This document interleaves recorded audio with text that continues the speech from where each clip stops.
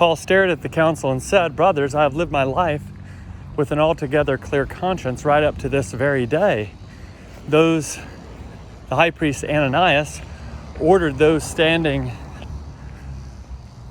beside Paul to strike him in the mouth. Then Paul said to him, "God is about to strike you, you whitewashed wall. You sit and judge me according to the law, yet disobey the law by ordering that I be struck." Those standing near him asked, "You dare to insult God's high priest?" Paul replied, "Brothers, I wasn't aware that he was the high priest. It is written, 'You will not speak evil about a ruler of your people.'" Paul,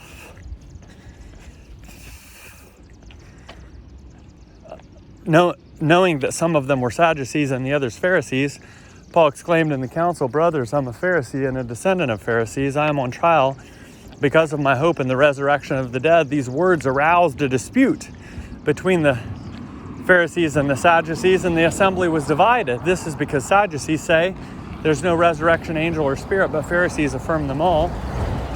Council members were shouting loudly. Some Pharisees, who were legal experts, stood up and insisted forcefully, "We find nothing wrong with this man. What if his spirit or angel has spoken to him?" The dispute became so heated that the commander feared they might tear Paul to pieces. He ordered soldiers to go down and remove him by force from their midst. Then they took him back to the military headquarters. The following night, the Lord stood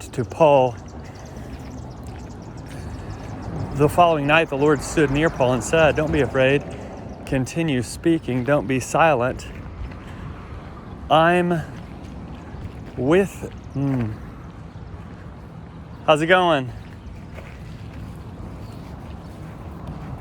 Don't be encouraged. The Lord stood near Paul and said, "Be encouraged, just as you have testified about me in Jerusalem, so too you must testify in Rome."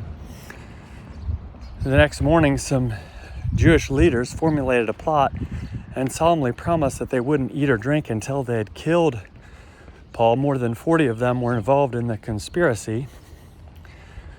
They went to the chief priests and elders and said, "We have solemnly promised to eat nothing until we have killed Paul. You and the council must explain to the commander that you need Paul brought down to you. Pretend that you want to examine his case more closely. We're prepared to kill him before he arrives." Hey! Before he arrives. Paul's sister had a son who heard about the ambush, and he came to the military headquarters and reported it to Paul. Paul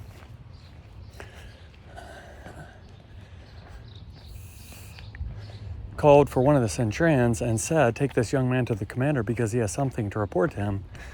He took him to the commander and said, "The prisoner Paul asked me to bring this young man to you. He has something to tell you." The commander took him by the hand and withdrew to a place where they could speak privately. He said, "What do you have to report to me?"